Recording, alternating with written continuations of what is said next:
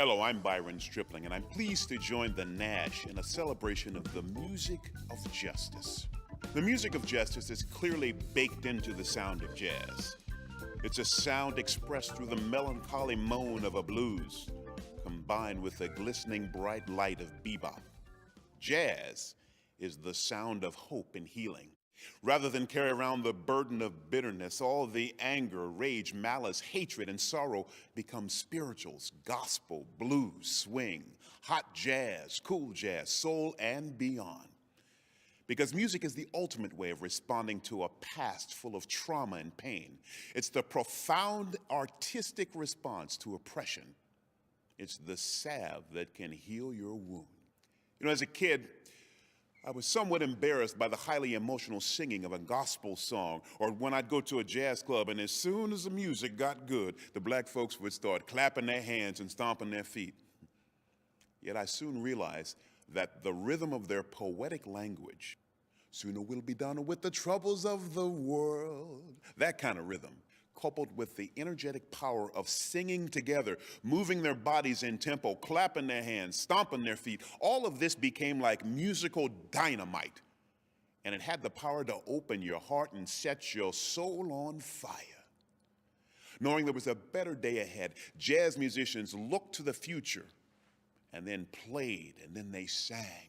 That's why my grandmother used to say, "Keep your eyes on the prize." How I got over. My soul looked back and wonder how I got over. Because nobody knows the trouble I've seen, because God can do anything but fail. So they kept on singing, because the only time they felt free was when they were singing. Sir Oscar Brown Jr. sings Work Song, breaking rocks right here on the chain gang. And drummer Max Roach gives us the Freedom Suite. And in response to the church bombing by the Ku Klux Klan that killed 4 African-American girls, John Coltrane gives us his composition, Alabama, and then follows it up a year later with A Love Supreme. And you can hear and feel the power of love in every note of that recording. Because the greatest of these songs don't speak of revenge or retribution, but simply demand justice for all.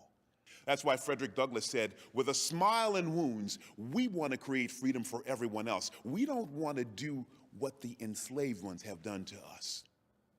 But unfortunately, the moment an artist stands up and sings or plays for what's right, the backlash begins.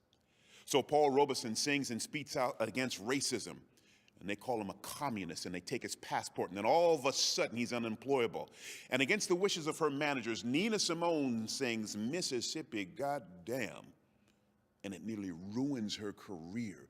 Billie Holiday sings Strange Fruit, and they take away her cabaret card, which keeps her from working. However, no matter the obstacle, no matter the difficulty, no matter the storm, these courageous artists were continually moved to act by any means necessary. And they were joined by many of their white brothers and sisters, because way before integration became a talking point, Benny Goodman insisted that his quartet included Teddy Wilson and Lionel Hampton, 2 of the greatest jazz musicians ever who just happened to be black. And after Audie Shaw hired the great Billie Holiday as well as trumpeter Roy Eldridge, there was the constant lingering threat that at any night, a performance of his might be canceled. And then Dave Brubeck hires African-American bassist Eugene Wright and is adamant in his refusal to perform in segregated venues. These are the love warriors who doggedly refuse to capitulate even though the headwinds beg to push them back. And then there are those soulful warriors. You know, in 1968, as a 7-year-old, I hear James Brown proclaim, "Say it loud, I'm black and I'm proud." And all of a sudden, I don't feel hurt. I don't feel that inferiority complex when the kids at school tease me, saying my lips are too big or my nose is too flat or my hair is kinky. James Brown gave me affirmation and confirmation that to be black and proud was a great thing, that I could celebrate the differences in people. And then Sam Cooke comes along and tells us it's been a long time coming, but I know a change is going to come.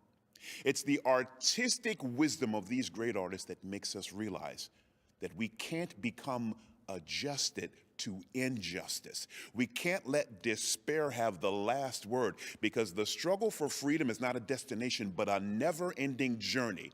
And that's why Frederick Douglass reminded us that power never concedes without a demand. It never has, and it never will. That's why the hymnologist implored us to lift every voice and sing till earth and heaven ring, and ring with the harmony of liberty. I don't know about you, but I stand with the great jazz prophets, the beboppers, the Ellingtons and the Gillespies, Miles Davis and Philly Joe Jones, Coleman Hawkins, Slide Hampton, and Lewis Nash. And there ain't nothing wrong with a little bit of B.B. King and Bobby Blue Bland. And I also stand with the soul prophets, the OJs from Canton, Ohio, who invited people from all over the world to join hands and start a love train. I stand with the Motown musicians who told us to reach out and touch somebody's hand and make this world a better place if you can. So sit back, relax, pat your feet or clap your hands, and enjoy the music of justice.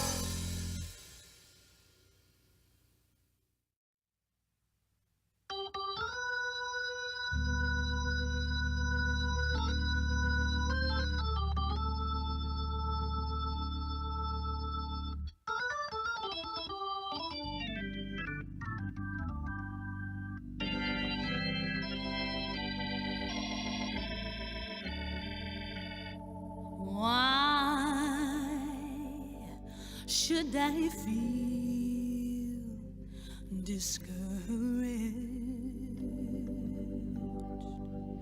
And why should the shadows come? Why should my heart feel lonely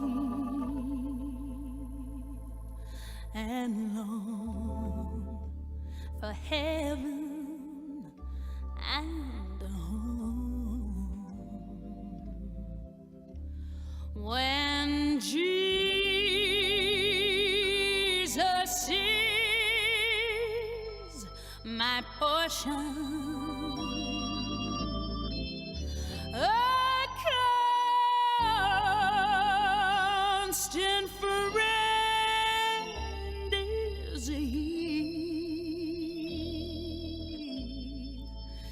His eye is on the sparrow, and I know He watches over me.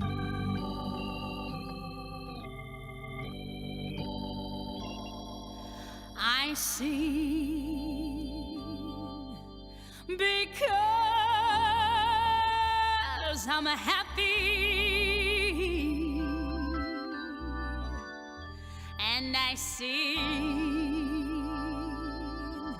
because I'm free. His His on the sparrow,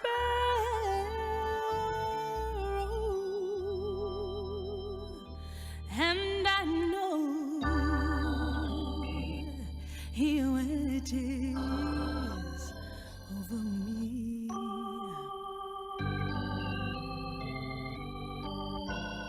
I sing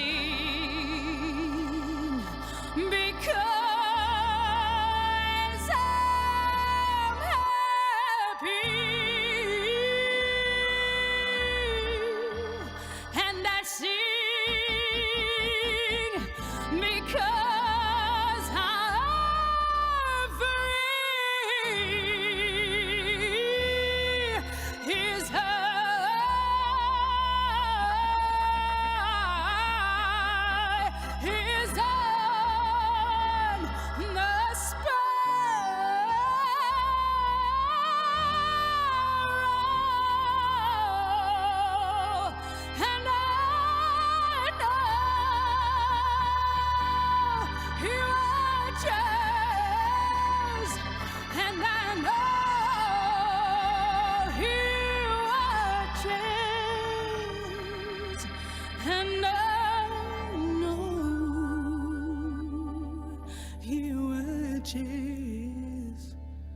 over me.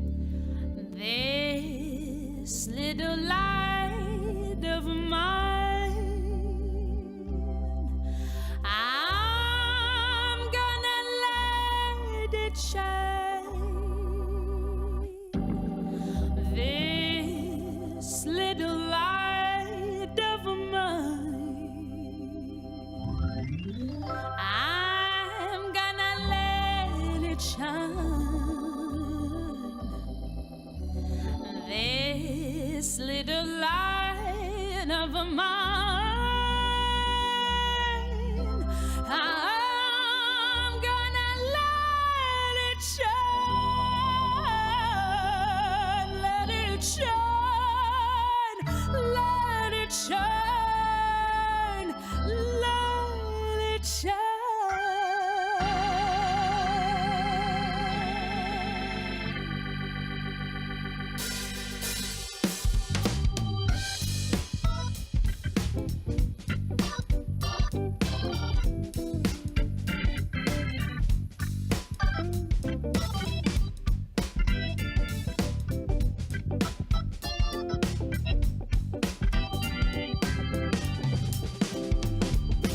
This little light of mine,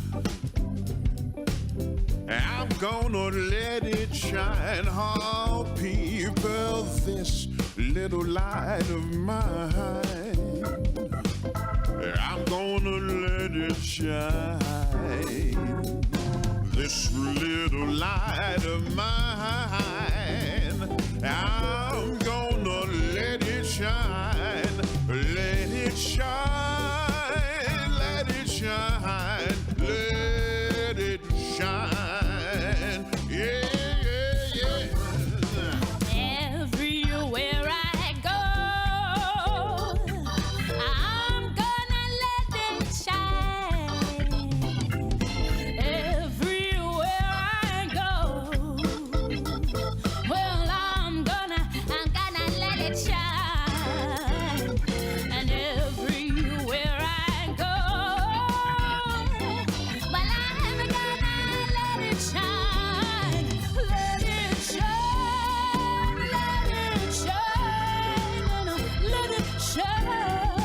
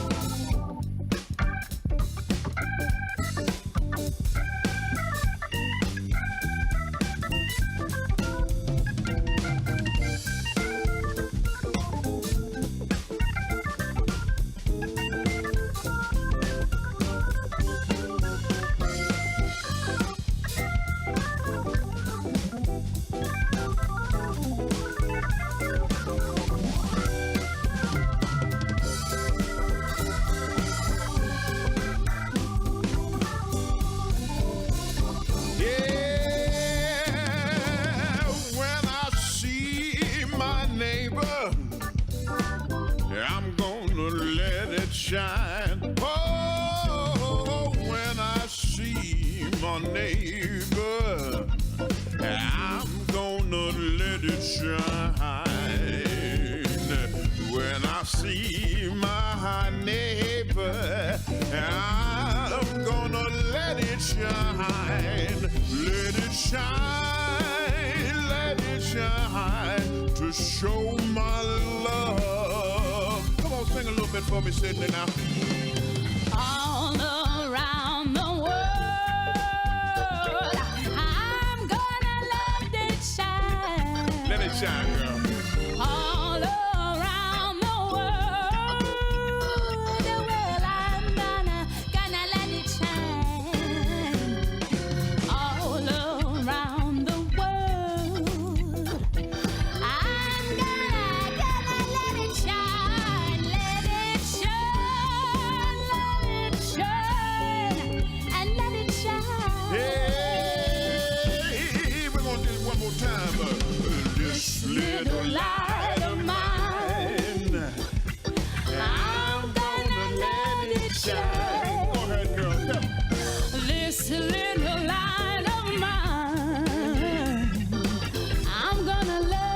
let it shine. I'm talking about this little light of mine. I'm gonna let it shine. Let it shine. Let it shine. Let it shine. Let it shine. Let it shine. Let it shine.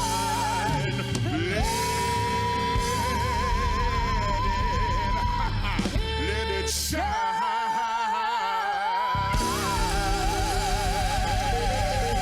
I got to let it shine.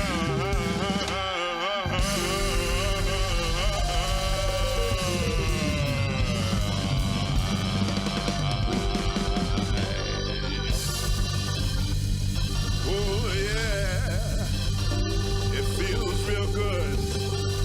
You gotta let it go. Let it go. Come on, let it go.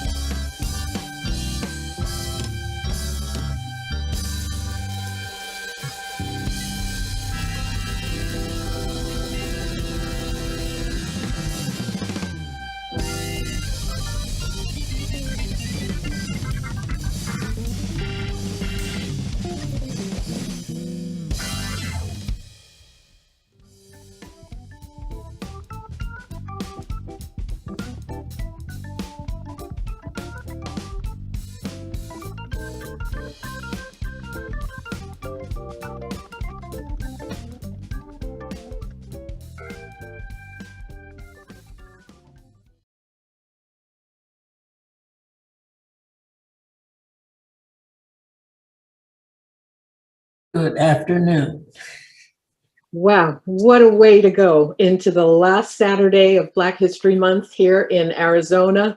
That was just such a powerful, amazing, uplifting performance by the Byron Stripling group.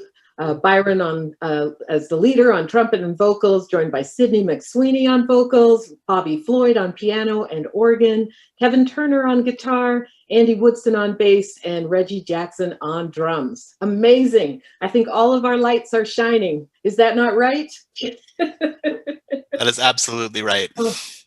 I'm Lois Brown, Director of the Center for the Study of Race and Democracy here at Arizona State University and Foundation Professor of English. And our center has been blessed by the generous and generative partnership with the Nash, an institution that is known as the, quote, home of jazz in Arizona, and with Pilgrim Rest Baptist Church, led by Pastor Terry Mackey. Both the Nash and Pilgrim Rest are institutions that enable deep community connection and that inspire positive, substantial change in and beyond Phoenix. So I want to take a moment to thank Elder Richard Yarbo of Pilgrim Rest, who is also on the board of directors of the Nash, and Nash Executive Director Joel Goldenthal for their visionary leadership, their outreach, and their steadiness. So it's my honor now to introduce you to the 4 distinguished individuals on our panel this afternoon who are going to carry the legacy of light, love, music, and power that we got from the Byron Stripling performance this afternoon. And all of our panelists will be thinking with us about both the legacies of jazz and the future that jazz represents and enables us to envision. They'll be thinking with us about justice and about the ways in which music enables us to bear witness, to press on, and to imagine a better world. So I'd like to begin with Charles Lewis, legendary musician, composer, beloved teacher, music advisor, and founder of the Charles Lewis Quintet. Mr. Lewis's musical life began when he started performing piano at the tender age of 7. Born in Philadelphia, he came to Arizona some 6 decades ago when he began studying dance at Arizona State University. But it was not long before he turned to jazz and to music and was performing at the famous 7th Avenue Elks Club in jams in the 1950s. He played with several bands before forming his own, the Charles Lewis Quintet. Mr. Lewis is the first person inducted into the Arizona Music and Entertainment Hall of Fame. He truly is a beloved and influential teacher who has changed countless lives through his work with his self-awareness through music workshops that he has held in collaboration with the Bureau of Indian Affairs, with school districts across Arizona and New Mexico, with the Departments of Corrections, and a host of other educational organizations. He has served on the Arizona Commission of the Arts, the Music Advisory Panel for the National Endowment for the Arts in DC, and many other prestigious panels.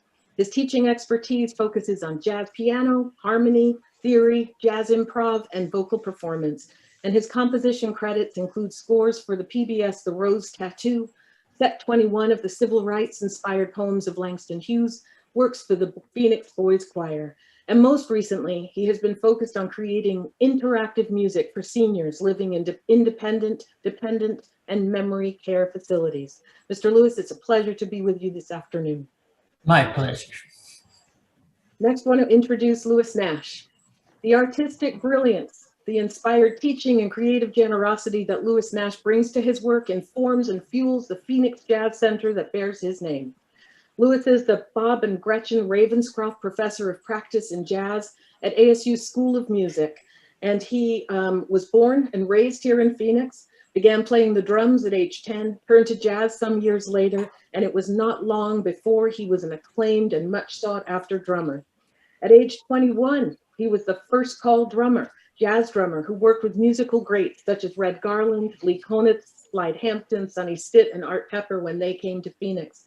He remains the drummer of choice for an incredible array of artists, from jazz masters to the hottest young players of today. During his 30-year career, in which he has become a highly sought-after clinician and jazz educator, he has been at the heart of collaborations that are the stuff of music, royalty, and legend. His impressive discography of more than 400 recordings with jazz legends such as Betty Carter, Tommy Flanagan, Dizzy Gillespie, Oscar Peterson, McCoy Tyner, Hank Jones, Joe Henderson, Sonny Rollins, Ron Carter, Clark Terry, as well as contemporary jazz artists such as Branford and Wynton Marsalis, Diana Krall, Joe Lovano, and Roy Hargrove. So welcome, Professor Nash. I'd like to welcome now Herb Eli, who, like Charles Lewis, came to Arizona in the 1950s, and he merged his love of jazz with his commitment to civil rights and to justice. Herb Eli founded the Nash in 2012 with executive director Joel Goldenthal. and his passion for jazz as an art form is linked to his concerns about human suffering and discrimination. After graduating from law school and coming to Arizona in 1958, he began work in civil rights litigation. In the 1960s, Herb authored major civil rights legislation for Arizona. He served as vice president and legal counsel of the Arizona chapter of the NAACP and as president of the Phoenix Council for Civic Unity, which was the leading biracial organization dedicated to equal rights for people of color. In 1970, as chair of the Arizona Democratic Party, Herb dedicated the state headquarters to the memory of Medgar Evers, and members of Medgar Evers' family attended the opening ceremonies. Herb also founded the Arizona Center for Law in the Public Interest to represent individuals and groups who lack money or power to pursue issues of social, human, and environmental justice. He's the recipient of multiple awards, including the 2011 Martin Luther King Servant Leadership Award from ASU, the 2009 Judge Learned Hand Community Service Award for contributions to the advancement of the principles of equality and democracy, and the first annual award of the Arizona Civil Liberties Union for contributions to civil rights and to civil liberties. Herb, it's good to have you with us this afternoon. It's good to be here. It's a privilege. Thank you, Dr. Brown. Thank you. And our fourth panelist, Professor Christy J. Wells, Assistant Professor of Musicology at Arizona State University School of Music, Dance, and Theater, affiliate faculty with the Arizona Center for the Study of Race and Democracy, and who this spring became a Race, Arts, and Democracy Fellow with us here at the center. Christy J. has been an active practitioner of social jazz and blues dancing for nearly 2 decades. An Arizona resident now for 6 years, Christy J. has become known for their meticulous and dazzling scholarship, generosity of spirit, and passion for music. Their work on the music of Chick Webb and Ella Fitzgerald has only cemented that reputation. Recognized for its critical enrichment and expansion of the field of music, that work received the prestigious Wiley Housewright Dissertation Award and the Irving Loewens Article Award from the Society for American Music. I have to say that we are all absolutely delighted that Christy J. Wells' forthcoming book, Between Beats, The Jazz Tradition and Black Vernacular Dance, coming out with Oxford University Press, is being printed as we speak. So Between Beats explores jazz music's ever-shifting relationship with social and popular dance, and we look forward to celebrating that launch with you, Christy J., that labor of musical love later this spring. Welcome. Thank you so much for having me, and it's always such an honor to be invited here to Pilgrim Rest. Thank you. All right, so shall we begin? We are coming in with such momentum from the performance by Byron Stripling and those gifted musicians who had us leaning and swaying and remembering the power that music has to lift our spirits and give us a way into thinking about justice and about a better world. So Charles, I'd like to ask you the first question. When you hear that phrase, the music of justice, and you come out of a performance such as that which we had the honor of seeing, what are you moved to talk about, to think about? I would say the experience that I had coming in the Phoenix in '53 of, though not being able to work in any of the hotels and any of the restaurants, and they even had a jam session on just off the campus in Tempe. And this particular restaurant, I won't mention the name, but they wouldn't allow Blacks.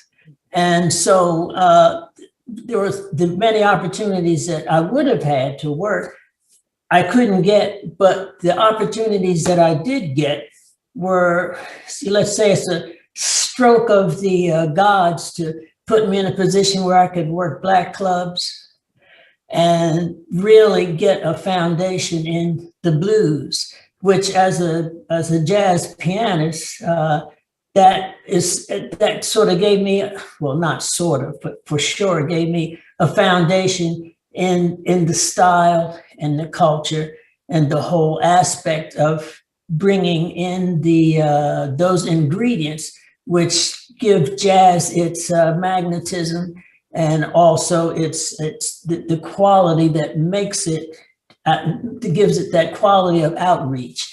And when I heard this group and I heard the organist and the guitarist and of course the vocalist, it was something that threw me back to those early days when I discovered how important that aspect of music, which at that time was happening in the Black environments, both in the clubs and in the churches. So that just kind of threw me back and made me think how valuable was today. It was to me way back then to give me a sound grounding and footing in being able to establish a much more intimate and spiritual relationship with my gradual discovery and sharpening of my skills. You know, I'm so struck by your answer and your response, because for so many people, they know of the history of discrimination and separation and injustice in America, in the Southwest, in Arizona, and in Phoenix. But many people also will hear your words for the first time and be alerted to the fact that this is not a welcoming, has not always been a welcoming place, is a place steeped in challenge and exclusion. And I'm going to turn to you, Herb Eli, to think with us about what it is that Mr. Lewis has just shared in terms of thinking about that connection between music and justice and its inverse, the music and injustice as well. Can you reflect on that for us? Well, for me, there's been a relationship, continues to be a relationship between the discrimination, or putting it in a different way, the civil rights movement and jazz, because they both look to the best in people and the most creative in terms of where they want to go. And when I came to town in 1958, as Charles has pointed out, this was essentially a segregated city. That is to say, Charles was somewhat modest in what he said about not being able to go to some of the places. In restaurants, in virtually all places outside of South Phoenix, Blacks were not allowed in, and the law was on was not on their side. And I want to make what I think, frankly, is a significant point. We who were involved in the civil rights movement rightfully talk about the nature of bigotry and how much there was and still is. But to a large extent, it was a cultural and environmental unawareness. Putting it frankly, most people didn't give a damn. It wasn't that they were hateful against Blacks, but they didn't care.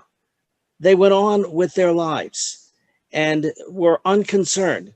They would go into the best restaurants and theaters where Blacks were segregated to the back, and they just took that as an aspect of ordinary life. So when the culture started to change in the 60s, and it took a minority, frankly, of people and I mean that a small number of people, to make the change, the cultural change. And in the 60s, that change started happening.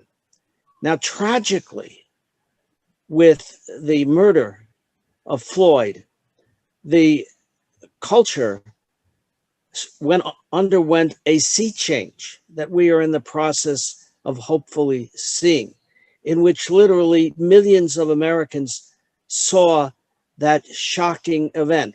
Let me give you an example out of my life. I have, as Dr. Brown has said, I've handled a number of civil rights cases. And to use a comparative, just several years ago, I had a major case against the city of Mesa for brutality and death of an innocent Black man, with a $2 million result in favor of the family. Did that change the culture? Not a whit. It made the newspapers, but it wasn't graphic. It wasn't on film. It wasn't shown. It wasn't brought to the consciousness of people. And again, going back to my point, even though we know that we can't underscore and undermine the notion of bigotry because our former President Trump has exploited that notion. But having said that, beyond that, it started making so many people aware, particularly with respect to the police departments, of the abuses and the racism. So the awakening of that is so important. And I just want to end where I concluded, that the mixture of jazz as an inspiration to people to understand, and we need to keep moving in that direction and getting more young people involved so that they can understand what Black people are capable of and what this music offers in terms of justice and freedom, as the previous video showed. Thank you very much. Thank you. I want to go back to you, Charles Lewis, because there is such grace and elegance in the ways in which you carry the tradition of music that into schools and into your interactions, and the ways in which you talk about your career. Can you tell us a little bit about what it was like to claim a life of music and in the face of bigotry and the racism that Herb has shared with us, how you made that journey through? Well, you know, when you're dealing with tangibles like eating or studying, you know, working on, you know, maybe materials, studying courses and whatnot, that's so mental. Music itself is only partially mental. Mental is like the bridge into the substance of its content, which is sound, which in itself, while you don't see them, it initiates colors and textures. And so what you're doing, you're working in a much finer environment. In other words, I can't think of a better word. It's more spiritual. So consequently, you're working with your core, working with core substance that comes from you. And so as much as the frustration existed while I was, you know, from 53, 54, 55, 56, that I was going through and recognizing that I wasn't, you know, invited in some places, the fact that I was working not so much with the tangible aspects of that reality, but I was working with the more warm and fluid aspects of the reality of music and sound. And so that kept me in touch with myself. And so that was my source of energy, was my foundation, and it allowed me to, you know, to survive, which I did, and it, you know, and it's today, it's the same. Mm-hmm. And I think what you're giving us too is a message that crosses the decades, because the young people coming up now having to navigate the violence that is just multiplied on so many screens. They have to find the source of power and genius within, and the ways in which you've just described it, truly, truly powerful. And what Herb had said about things are so much more graphic because of now the outreach that media has made this so much more visible and tangible, and that reaches inside. And having what I would like to say is we need to really concentrate in the elementary schools what music is, and how music, not just music, but dance and painting, you know, because it's all part of that inner aspect that's brought out, and how that can stabilize how they deal with people's attitudes that they can't change, but they can change the way they deal with people with attitudes so that they don't lose their momentum forward towards outreaching to their dreams. Absolutely. I wonder, Lewis Nash, if you would join our conversation here and talk with us about the world of music, justice, and Phoenix, which has a special place in your heart and in your career. Absolutely. Well, as you mentioned, I was born here, and it's a pleasure for me to be on this panel with these distinguished folks and to point out that Mr. Charles Lewis is one of my mentors. The very first regular working jazz band that I ever played in was with Charles, the Charles Lewis Quintet. And so the things he's talking about, I know intimately. He's someone who taught me at an early stage of my musical development, not only the musical aspects that would help me later on in my career, but the personal ones as well that he's referring to. His example demonstrated to me as I left Phoenix and went to New York and around the world.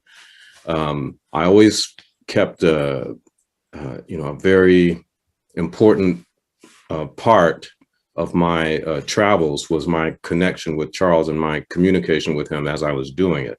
You know, you have to recall I was in my early 20s when I left here. I was 21, as a matter of fact. And so Charles would give me books. I would be at his house often. It wasn't just a matter of him employing me. We would have dinner, lunch. I would spend hours at his house talking about music, talking about life, talking about the effect that music has on people, the reach that it has.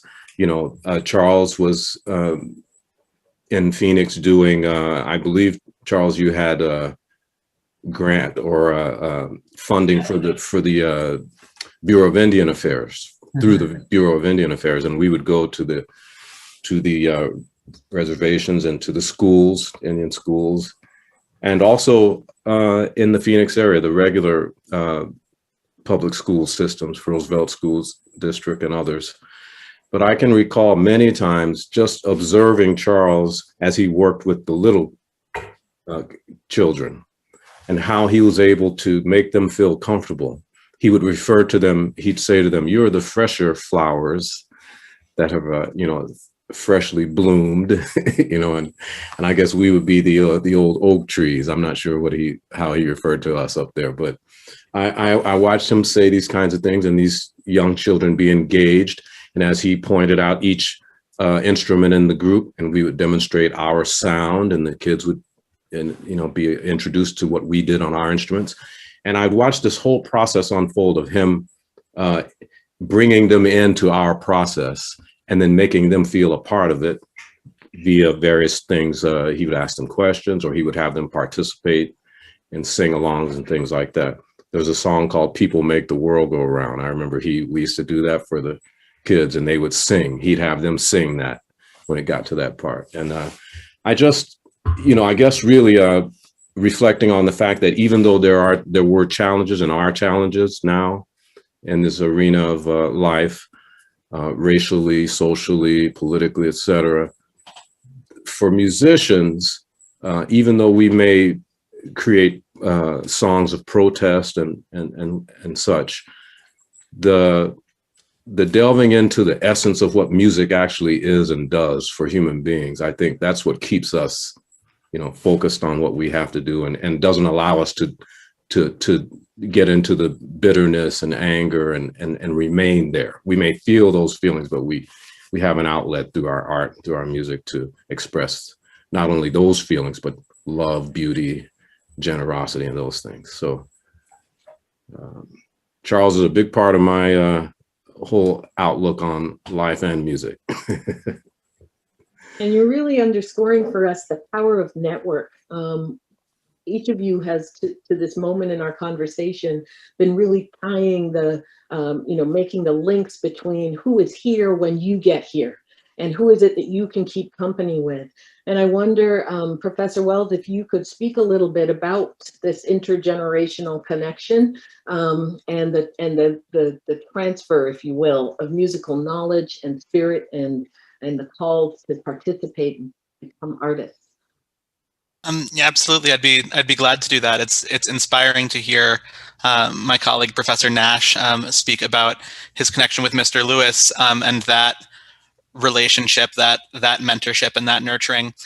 And it got me thinking, Dr. Brown, also about what you said about music speaking in Black community across generations. And just in my study as a guest, I have really come to learn and appreciate the multiple layers of how critically important that is. And we saw it in the presentation, this wonderful presentation from Byron Stripling and from this band, which really, Mr. Lewis, to use your words, spoke to this idea of core substance. And there were certainly a lot of bridges, spiritual bridges into and across this content. From the first, the preamble that we got from Mr. Stripling, we are hearing all of these musicians spoken of together.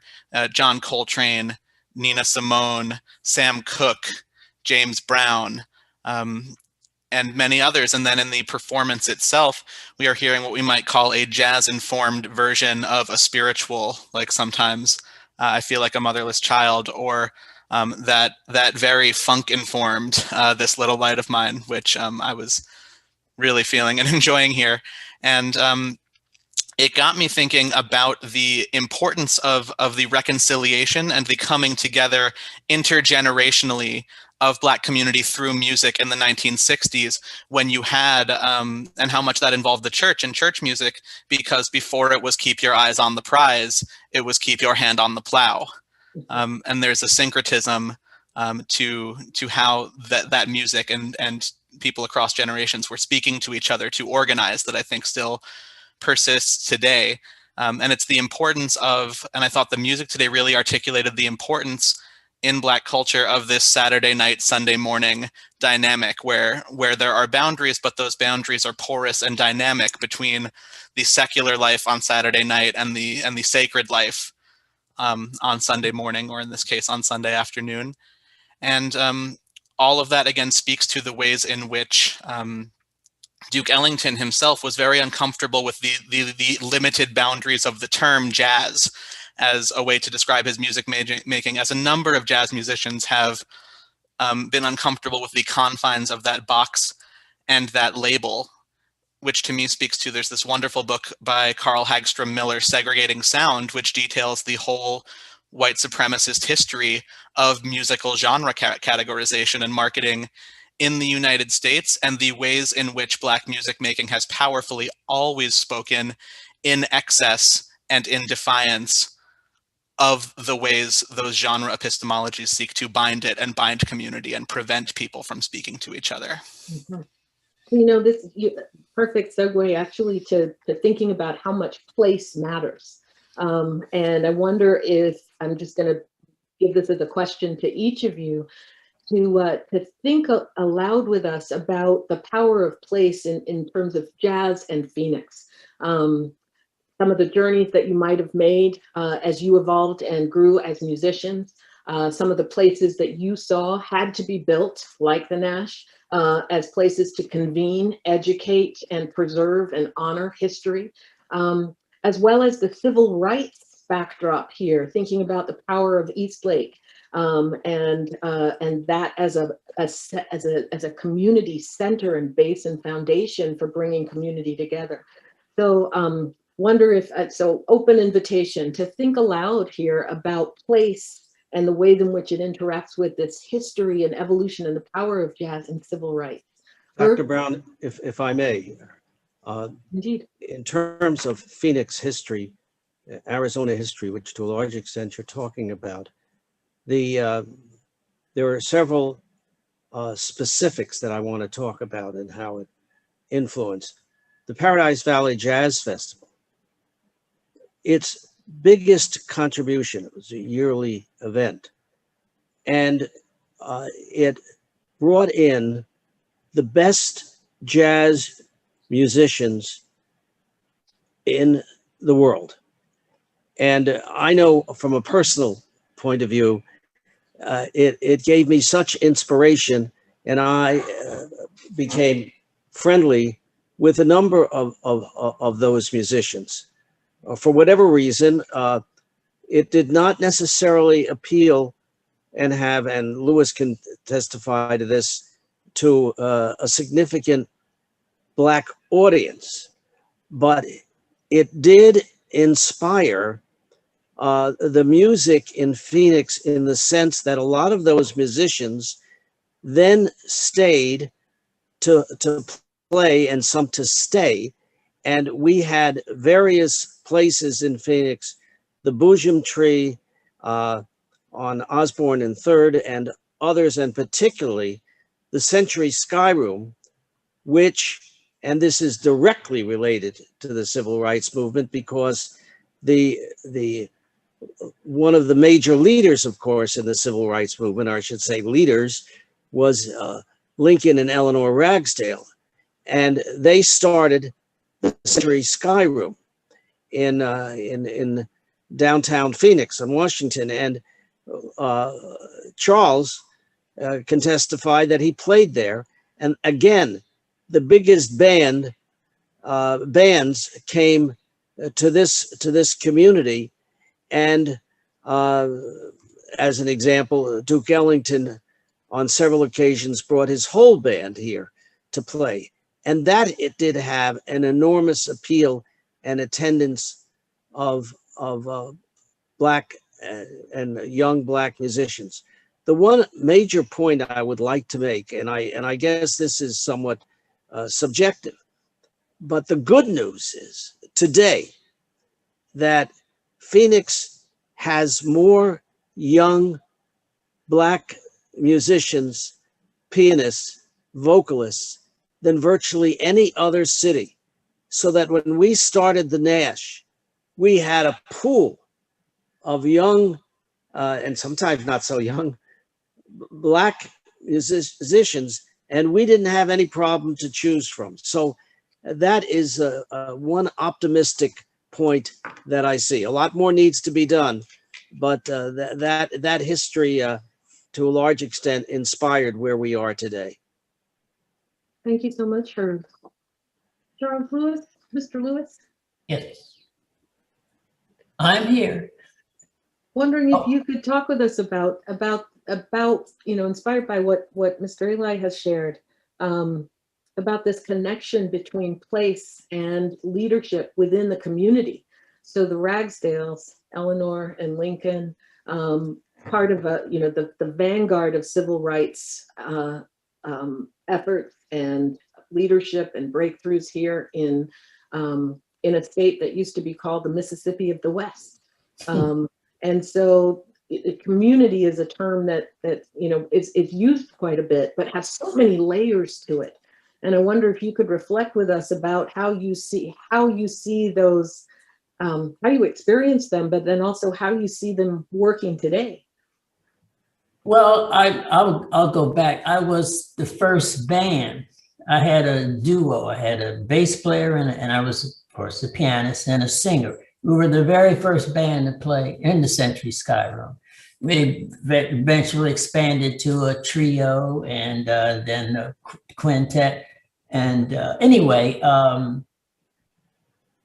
that from the standpoint of place and location, there was a constant flow of people, and many of the people were very educated, and there was lots of conversation and exchange going on as the popularity and exposure began to spread throughout the area. So that brought in a lot of people, both, not just Blacks, but whites too. And of course, Blacks don't live in a vacuum. And they live in a world that they have to share not just the same oxygen, but the same ideas, or at least in that sharing, recognize potentials through that sharing from the different cultures and backgrounds that would not have that they would not have recognized. And though the ideas were different, even different ideas will give, as those ideas exchange, what they do, they don't really create a separation other than but more accurately, they enhance a recognition by the spaces that they filled in that area where the specific idea just didn't quite work. But then in the exchange, then that gave each side a bridge to other potentials, and then they began to see the world in a larger context. And that's, to me, that's what happened, but not just at the Century Sky Room. I go to the Elks Club, and I'm really going back. now, but because the Sky Room came later. If that would be, I was in that. Let's see, I brought that band in. It was probably just before I went to the Playboy Club with the trio. So I would say 1961, 2, maybe. You know, but I'll go back to the Elks Club and the VFW and the Masonic Temple, where they were primarily all Black audiences, and but nonetheless, it was a place here again that the environment which creates for whatever group of people in at the moment a source to exchange ideas, to exchange heartaches and as well as triumphs, and the music is a marvelous ambient sound situation for people to talk and exchange. So it's just wherever it happens and wherever it happens consistently and brings in new people, it's incredibly valuable. And when 1 o'clock comes, everybody goes home. They'll take that with them. They leave a little more than they were when they came. And this is consistent with exchange, throughout, and of course, like today. Mm-hmm. Absolutely. I wonder, Louis Nash, if you could speak to that, because you got this really unique connection with Mr. Lewis, and then you have the global career, and then a way to think about Arizona from a global perspective. And that's right. Well, Dr. Brown, I'll tell you, just sitting here listening to Herb and Charles speak, it makes me, I have to chuckle to myself because, Charles said he came in 53 and Herb arrived in 58. I was born in 58. So, I can remember as a little boy just hearing talk about the Elks Club, the Century Sky Room, the Playboy Club, but that's not places for little boys to go. So, I would just hear talk about these places, I couldn't, and even when I got older, when I started to have interest in high school is still not, you're supposed to be drinking and going to these places even then. But eventually people like Charles Prince Shell is another example of a great musician who was here in Phoenix, who lived right in my neighborhood, so, Charles and Prince, not only did they know this, me as a young man trying to figure out what this music thing was about, but they would and could often come by, talk to my parents, meet my siblings, have dinner at my house. Charles knew my parents very well. So this is the connection, the community connection like that is very tangible in that sense.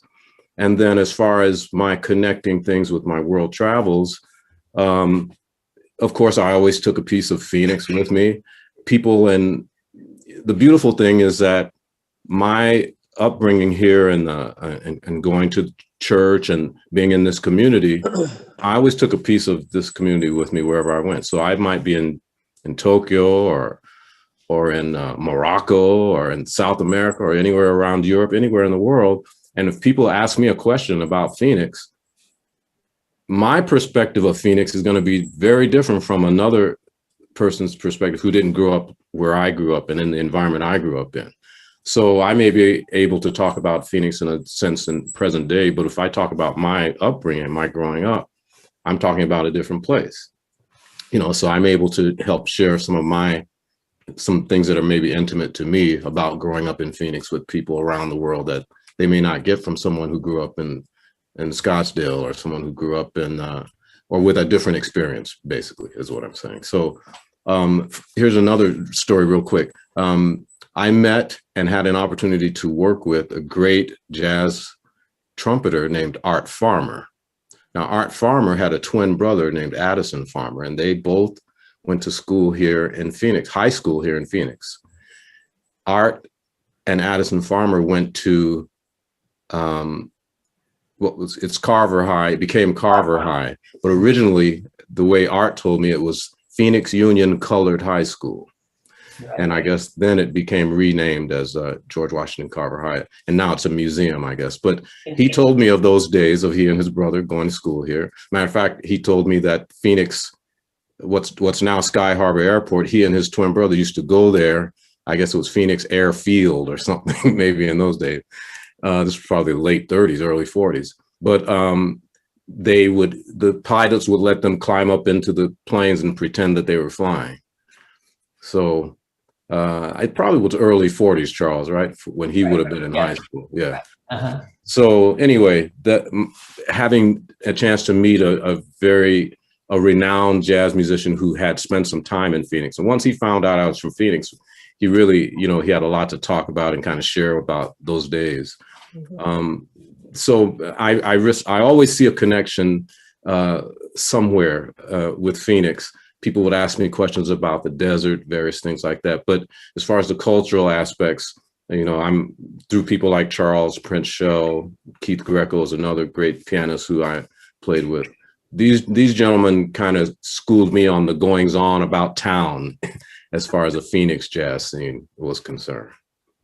And as you're talking about what became the George Washington Carver High School, which was the only high school available to African American students in the state of Arizona, Mhm. and which has this, again, places us in that history of segregation, thinking about the ways in which jazz is also gives us a history of inclusion and exclusion, what roles certain people play and are relegated to or kept out of. And Charles, you have spoken to that so powerfully. I wonder, Christy J, if you could talk with us a little bit about how through music and coming to Phoenix, thinking about inclusion and exclusion, what it is like or has been like in this contemporary sense, it's still relatively new to the area, how music has facilitated that and given you a sense of the power of the threat of exclusion and the promise of inclusion. Absolutely. I came to Phoenix if I'm remembering correctly, in 2015 to begin my job at Arizona State University. And I say this not because I'm happy to say it, it pains me to say it, but in the interest of radical honesty, I will tell you all that when I moved here, and I moved here, people knew I was here and hired to be a scholar of jazz history, a scholar of Black music and of Black dance. And I heard from white people who I met, including colleagues of mine, and won't name names, that there were Black people in Phoenix, but that there was no Black community here, is what I was told not long after I set foot in this state. And I was, upon hearing that, I need to remember to use church words and not the words my New York City upbringing is compelling me to use in this moment. I was highly skeptical of the veracity of this story. And just by looking around me and engaging with this town, came to quickly see that it was a pernicious falsehood, that there is and long has been thriving Black community in this city. One place in which I have found that community, well, one is through the gracious invitations I've received over the years to be here. I know here virtually, but in community with Pilgrim Rest Baptist Church for these numerous panels and events, which I'm always grateful for. And also through, I am a swing dancer. I've been a Lindy Hop dancer, which is a wonderful form of Black vernacular dance. Grew up alongside jazz music. And I have been doing that dance for nearly 20 years, but often, to be reflective and honest, often doing that dance predominantly in predominantly white spaces, in a community that has, in another pernicious falsehood, misunderstood ourselves as a revival, Mm-hmm. which trades on nostalgia and other really problematic things. This sort of like white savior complex with Black culture, but it's impossible to revive a thing that has never died, that has lived and thrived, and also grown and changed within Black community. And I know that one of the things that the Lindy Hop, through various iterations, informed, grew into, and changed, is a contemporary dance called Chicago Steppin', which is still practiced in predominantly Black spaces and communities across the United States. And we have a really wonderful, vibrant Chicago Steppin' scene here in Phoenix that I was grateful to find and be included and become a part of. So I just wanted to quickly recognize some wonderful spaces like the Cite Dance Studio, which I believe is on Baseline and 48th Street, where I took my first Chicago Steppin' class, and which nurtured my growth in that form, my ability to transfer my steps from swing era jazz to R&B slow jams and some hip hop and some of the music that Steppen is more commonly danced to. And spaces like the American Legion Hall on 16th and Broadway, where I would go on Sunday nights and go dance Chicago Steppen, and then to the wonderful community and wonderful events shaped by the Jules and Gents organization, and some recognition to Angie Fain, who lives here and is a former world largest Steppen champion. We are incredibly grateful and lucky to have her here in Phoenix, and she's been one of my, I'd say, my principal teacher in really learning how to do this dance and do it well, as well as to Deetra Harrison. And the two of them really run some wonderful events, not just for dancing, but also to engage community around health, around justice, and numerous important themes and issues. So I think, and this is, you know, I don't want to center whiteness too much in this conversation, but I do think about that when Mr. Eli brings up this idea of us, you know, sometimes not giving not caring enough. I think it's true that you might be able to have this false perception that there's not Black community if you choose to be willfully ignorant of it, if you choose to look away. And I think that there is a seductive impulse to choose to look away, because if we can choose to look away, we can also choose to turn our eyes away from the difficult work we must do to dismantle our own privilege and the systems that support it, and to be good neighbors and to be good guests. And as my colleague Lewis Nash reminded me when we were discussing this, to be good listeners. Mm-hmm. So I try to be here, whether it is in this church or in the Steppen scene or in my work at Arizona State University or in any space and community to which I am invited. Just do my best to, as we say in the jazz world, to have big ears, to be a good listener, and come with my big ears and with an open heart. Thank you so much. Thank you so much. I wonder, Professor Nash, if you might speak to the urgency of education, and in particular jazz education. And I'm also thinking, Herbie Eli and Charles Lewis, about the centrality of organizations that persist, that succeed, because we also know that there is inequity in music. We see who gets paid most, who gets the most airtime, who gets the most marketing, and yet, and there is a race element to that. There is a genre element and reality to that. So I wonder, Professor Nash, if you could talk with us a little bit first, and then invite you, Charles Lewis and Herbie Eli, to also comment on the urgency that informs jazz education, and also the organizations like the Nash that are here to preserve and advance the work.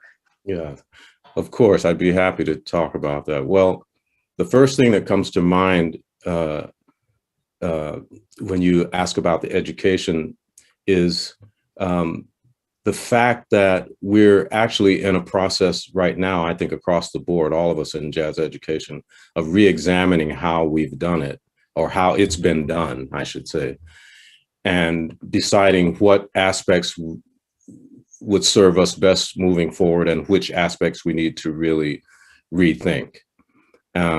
Professor Wells, I think you would agree with that. So things are a little bit in flux because over the years, the universities have seen the benefit, have begun to see the benefit of having on campus and as part of their programs, those musicians who have been out on the road doing this for a livelihood, but who also have the capacity to relate the information clearly to students on the university level. So once they saw that this was possible, I think now we have a twofold thing. We have those who I like to refer to as who have been in the trenches the whole time, the educators and the scholars who have always gone the route of academia. And then we also have at the same time, those of us who had gone the professional musician route and gathered all those experiences. And when we come together, the students are the beneficiaries. It's a win-win for the students, I think. And I think everything's being re-examined that way. And then the other thing that comes to mind right away, not to take up too much time, is I refer back to Charles Lewis mentioning that he feels it's important to start with the younger children. at the earlier ages. I 100% agree. And I think when we do that and just get them to become familiar with the beauty and possibilities inherent in music in general, then later on they can decide about or not decide about genre, style, etc. But if we just, the beauty of music, if we can start with the youth, the young people, just getting them to understand how it works, a familiarity with it, so there's not something foreign, instruments aren't foreign that they've never seen. If the familiarity will, I think, allow us to get a lot more information in these younger children about this, of just allowing them to experience music. Because, you know, we talk about it a lot. Professor Wells and I have to talk about what we do and about music a lot in the classroom, but the beauty of it is the experience of it. You know, these two things on the sides of our heads. That's the beauty of it. What goes in there and what it elicits from us, I think. And children they're going to be honest in their responses and what they feel.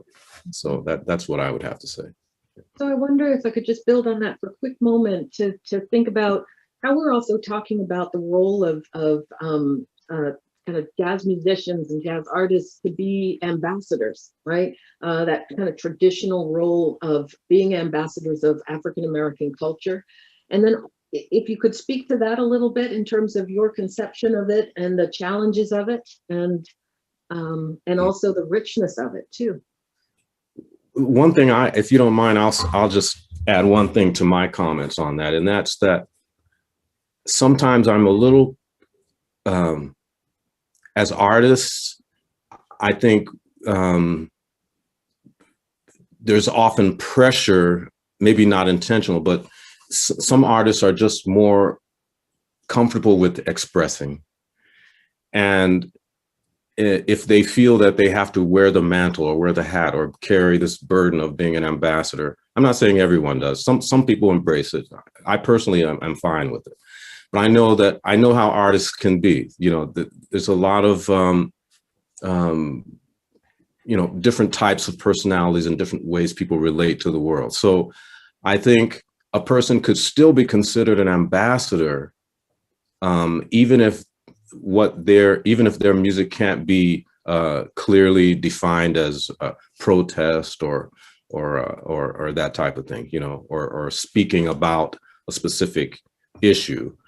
I think inherently, you know, music can still have the same effect of alleviating some of those ills of society just in its beauty. So I'm just, you know, wanting to make sure that that's also put out there as well. Okay, thank you. And if I might jump in just to expand on what Professor Nash has said with a little bit of history of the idea of jazz ambassadors. You know, of course, it recalls the U.S. State Department's jazz ambassador programs in the 1950s, you know, which did create some beautiful and some wonderful opportunities for Dizzy Gillespie, Louis Armstrong, and other musicians to tour the world. And it was one of the ways in which jazz started to receive a lot of institutional recognition. That was one of the factors that paved the way for it to become a subject which was conditionally accepted, and I use those words intentionally, into universities as an area of study. But it's also important to understand the Cold War context for that jazz ambassador program, and that part of it was the US government wanting to present a counter narrative to the Soviet Union, pointing out American hypocrisy about freedom and democracy by highlighting the segregation, racism, and white supremacy in this country and the hypocrisy of that. So Black musicians were given this opportunity, but were also being conscripted to forward the branding of the US government to kind of pave over what was a real contradiction and in many ways a legitimate critique. And of course, Louis Armstrong famously publicly refused to continue participating until the government stepped up and walked its talk in stopping Southern governors from preventing school integration from happening. So I think broadly, it's a call to the ways in which jazz music and jazz musicians can and have productively stood up to institutions and refused to be a part of a branding that is not matched by action. Mm-hmm. Mm-hmm. And you know, both Lewis and Christy J, you're talking about the kind of pressure on individuals and the negotiation there. And I wonder, Mr. Lewis, if you could talk about, again, about education and the urgency of it, because the landscape that you have traversed, the almost decade of work with the Bureau of Indian Affairs and the history of Indian schools in our country is a shocking and traumatic one, and yet there is the power of music, right, to address and negotiate trauma, and to grapple with discrimination and injustice. And you, in some ways, are, you know, the history of your work. Did you see yourself as this individual who was championing education outside of, quote, the system? You know, it's kind of interesting. I want to go back to, once again, pardon me for talking about way back, but I'll go back to 1953, and I bring this up because this is interesting. Was the arts building, and I'd go down to the practice room. And mind you, this is 53, and, you know, I think some of the teachers might have even a little problem spelling jazz back then. And I'm not, and that's not a negative comment, because that's, you know, that was their background. But I would be in the practice room, and if they heard me practicing blues, generally one of the teachers would come in and say, "Okay, Charles," he says, "you got to stay with your classical stuff." And I mean, that happened more than once. But that's not a put down. That's just an example of where they were. And it was a positive from their standpoint. It was positive because they were trying to help me stay on what they thought was on track. You know, and I really didn't have a problem. I just, you know, come back later that night and, you know, work on whatever I was working on. Because I was working the Black clubs, and I realized by working the Black clubs and how important the blues was, and not even at that time recognizing how important dealing with the blues. And it's not about notes as much as it's about space. And I think that's the most elusive thing about how it's not like the notes as much as where those notes are in space. And that took me a little while to kind of kick back and relax and live off the fat of the land, if I may use that expression. But anyway, but to move forward, and as time went on, and I was into the schools, and I was exposing kids, and I remember I was working a hotel, and I was setting up early in this hotel. I was planning a wedding, and this guy who was setting up the tables, Black kid, came up to me and he says, "Are you Charles Lewis?" I said, "Yeah." He says, "Well, can I have your autograph?" And I says, "Well, yeah, but you know, what do you want it for?" He says, "Well, you came to my elementary school several years ago, and then I decided then I wanted to play music. So, you know, I'm taking music I'm studying music at I think it was Phoenix College. He wants to go on to ASU, and so he said, you were how I began." So that, you know, that really made me feel good.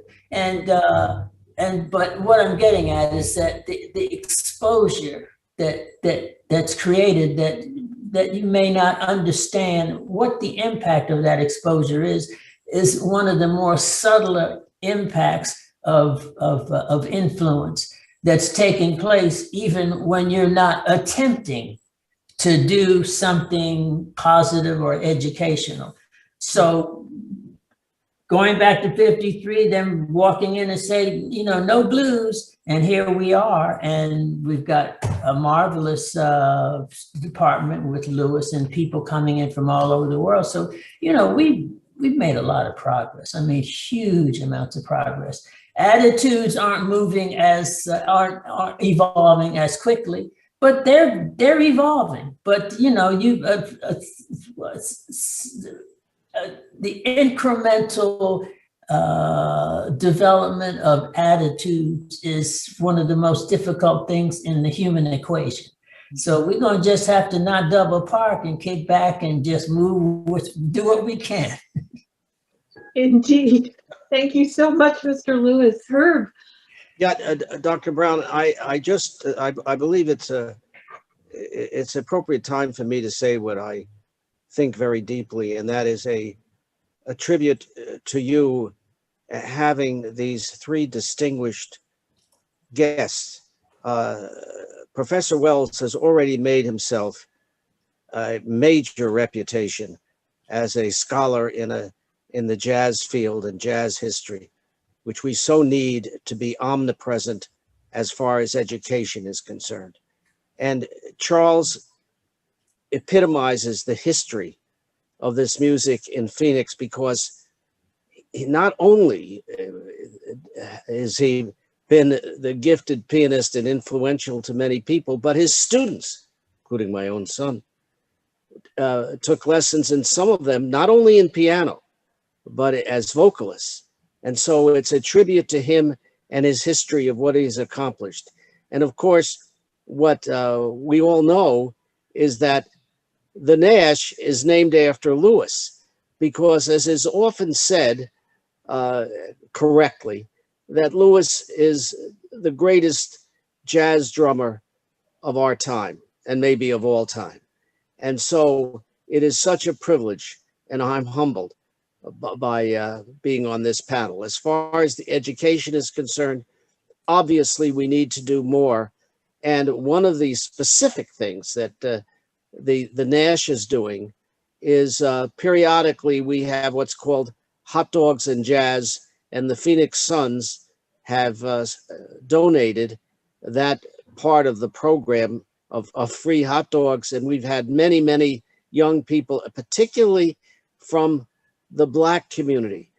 We must always remember to put this point in perspective, that as the fourth, fifth largest city in America, it has the least number of Black percentage-wise compared to every other city. So when we have good turnouts, both in terms of young Black musicians, we need more, and audience, we have to appreciate what the ratio is in Phoenix of the Black community compared to the white community and compared to other cities. But I just want to conclude by saying we are all correct in saying education is the key to this music and the enhancement of the civil rights movement. Thank you so much.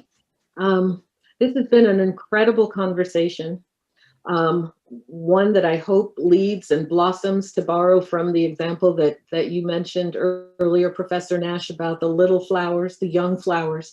I hope that we can nurture this conversation, keep it going. I want to bring our conversation to a close by asking each of you for a final reflection, right? Our nation has recently we've been navigating pandemics of racism, pandemics of COVID. We have seen assaults on all sorts, a range of civil rights. We have seen young people coming of age in ways that are going to be with them for a lifetime. And there are so many people grappling with a sense of distress and a sense of urgency again. Music can be the balm. It can also be the rhythm that keeps us in the march towards justice. I'd like to ask each of you to reflect on what you think you want to tell our audience today that will encourage them to both recognize and continue to think about the power of music, the importance of jazz, the role that Phoenix has to play, the history of a community like Eastlake. I want you to grapple with race and place and time in a final reflection. So not a big ask at all. I'd like to start with you, Professor Wells. If you would, a final word. Absolutely. So I guess the two themes to bring out for me are that one, we're talking a lot about changing attitudes and the progress of that, which is real and which is important. But I also think it's important to think about investments. I've been really marinating on a piece by my colleague Lauren Kajikawa talking about music schools, and possessive investments in a particular way of doing things, because it's easier to change an idea than it is to divest yourself from an investment you may hold. And I'm thinking about this also with the history of redlining and housing discrimination, and how many white people involved in white flight did not and do not, or involved in gentrification now, do not see ourselves as racist in our hearts and minds, but are willing to draft off the privilege of racist and white supremacist structures to protect our investments, whatever those investments may be, literal in housing or in a certain structure to our institutions or what have you. And those investments cause harm, and we need to think about the difficult work of deprogramming ourselves and divesting. But I will say also, because I want to say where I'm seeing hope and healing also, this pandemic has in many ways forced those of us who have been in a lot of ways comfortably turning a blind eye to know all of the ways in which things cannot continue as they have continued. And also to see things that are possible, which we had been told may not have been possible. So there's a lot of disruptive mythology. And I say that acknowledging everything that's wrong with talking about silver linings in a pandemic that has disproportionately impacted Black and brown people and communities. So I do want to make that clear. But that said, I think that the arts and music, as I talked about, especially music from Black communities, has been speaking, has been making a way out of no way, as Black people long have, has been working profoundly in excess of limitations, in excess of institutional structures to create and care in community. And that is always helpful. That is always hopeful. It's always something to reflect on and feel encouraged about. And I think I'll just close with lifting up the words of Mr. Byron Stripling from how he started the program, and just repeat the idea that this music is, quote, the sound of hope and healing, and that it is a profound artistic response to oppression. Thank you so much, Professor Wells. Professor Nash. Oh, thank you. Very well said, Professor Wells. And I'll just tag on to that by saying that I also see hope and possibility. I continue to see that. And I believe that, the energy of perseverance, something that we've, in the Black community has been something that's sustained us. I think maybe that energy is what's necessary for us to do all the things we've been talking about. And I'll just say that, again, with the young people, those of us who have the means should think about giving more to them. So it doesn't always have to be in terms of monetary gives. Time, resources, creating possibilities and frameworks for young people to be able to explore things. We just have to give more to them. They really deserve more, our young people in our communities. And when you give, you do receive. And even if we don't receive it in our lifetimes, it's worth the give, I think. So It's worth the give. Thank you. Thank you. Herbie Eli?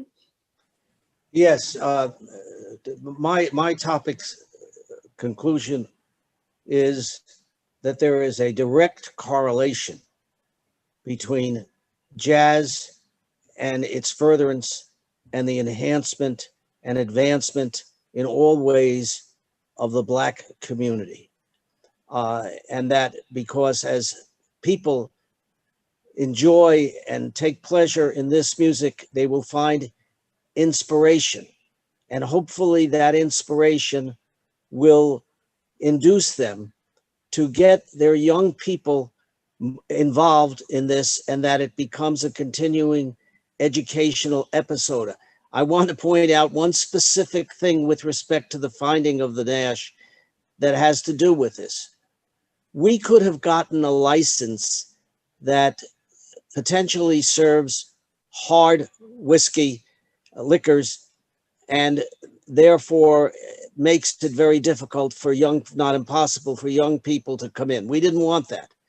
So I say to the audience out there of particularly adult people, bring your young people, your young kids, your neighbors, children to the Nash to enjoy this music and become inspired with it, because by that inspiration, you will have an appreciation of the history, of the accomplishments of the Black community. And in doing so, it will endure, it will advance. Thank you. Thank you so much, Mr. Eli. Mr. Charles Lewis, sir, a final thought, final word. Having me last was a gift because I had no idea what I was going to say. That question was like just so broad. And then the three gentlemen who were eloquent gave me, let's put it this way, they were my walkers. So at least I could stand upright. And basically, we think as artists, as jazz musicians, as people who've lived, have had, let's put it this way, have a little mileage in the world of experience and interacting with people. So we have a very specificity of thinking about how we feel about music, how we feel about the world around us. But the world is as vast in concepts and beliefs, as vast as we look up at the heavens and we see jillions and jillions of stars. That's how much versatility there is in the environment in which we found ourselves immersed. And I think, okay, I want somebody who is madly in love with this thing, which is so diametrically opposed from where I'm coming from. And what I'm thinking, I'm saying, well, how do I bridge that gap? And I think the most valuable thing we can do for us where we are, as quote, just bringing the word jazz in, is just take the word jazz out. Just think of the music and sound and color and find ways. And this is sort of this, I think this is on, Lewis's shoulder, and my shoulder and everyone else. If we're thinking about reaching out to younger people who may not have the same background, if we can find that, in other words, let's put it this way, our responsibility to help and to further the concept of music, and jazz being one aspect, one texture, one color of music, is to be able to have the capacity, and this is something we have to work on, to be able to really analyze and get within the sounds and find those things which relate to the things that they're into. And if we can do that, then the transition from taking someone who has one set of ideas or perspectives and moving them over, and so they can appreciate where we're coming from, because then they can see the relative elements and how that chemistry comes together, which will give us, our spiritual chemistry, the capacity to interact and help their spiritual chemistry evolve, but at their pace and at their sense of value. Am I making any sense here? You're making exquisite sense. Very much so, Charles. Excellent. I think you all have spoken to the richness of what is music and democracy in a way. That is the embodiment, manifestation of a just and kind society. And I just want to thank all of you for giving of your spirit, of your time, of your expertise, and just inspiring us so much as we think about, this has been an oasis, truly, but it also, I think, models what can be in so many ways. It doesn't have to just be the oasis. So as we close today, Want to make sure to thank the Nash, want to thank Pilgrim Rest Baptist Church, want to thank our distinguished guests, Charles Lewis, Christy J. Wells, Lewis Nash, Herb Eli. Want to thank Elder Richard Yarbo and Leslie Gibson and Joel Goldenthal. It has been a pleasure, and we look forward to more conversations, and we will definitely reconvene this time next year, but we will see each other many times between now and then. Thank you so much, everyone, for joining us. Take care. Thank you, Dr. Brown, and you've been simply a delight. Exactly. Thank you kindly. Fantastic, Dr. Brown. Fantastic job. Thank you so much. A generous you. and thoughtful steward of conversations as always. You inspire me. Thank you so much, Professor Wells. All right. Thank you, everyone.